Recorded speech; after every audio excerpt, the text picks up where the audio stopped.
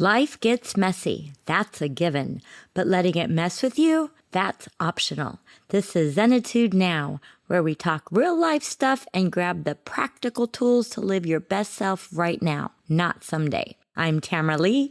Take a deep breath, drop the doubt, and let's dive in. Have you ever walked away from an uneasy situation and told yourself, I wish I had handled that better? Then you start replaying the situation in your mind, wishing you had chosen a different response, one that wasn't so angry or hostile. Maybe you were on the phone with customer service and got angry with the agent, even though they didn't write the company's policy. Someone spills your tea or coffee and you immediately get upset. You misinterpret an email or text as combative and your response isn't very nice. You're in a store, an employee ignores you and you point out their rude behavior. Or you're driving and you have your blinker on because you need to turn onto a street or get on the freeway, but the other driver refuses to let you over. Okay, this last one happened to me recently, and I threw Zenatude right out the window and honked my horn. I was close to the freeway entrance and put my blinker on. There was plenty of space for me to move over, but instead of letting me in, the driver sped up. After I honked, I wasn't only mad at the driver, I was also mad at myself for honking. Then I started thinking about how rude the driver was to intentionally not let me into the lane. I thought, she must be so unhappy with her life. But then I felt sorry for her and, in my mind, wished her a good day. But what about me? Why did I react that way?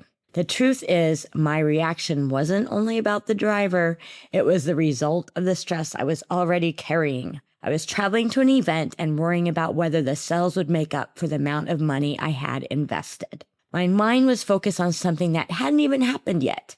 I had to remind myself to come back to the present and stop worrying about an outcome I couldn't control. It's not easy to be Zenatude 100% of the time. I'm certainly not. But when you focus on being present, appreciate the good around us, and choose not to let one negative moment take over, it can help us have fewer negative reactions. We may not always choose the best response in the moment, but we can recognize it, understand where it came from, and choose differently the next time. So here's a few takeaways from today's episode. First, your reaction may not only be about what is happening in front of you.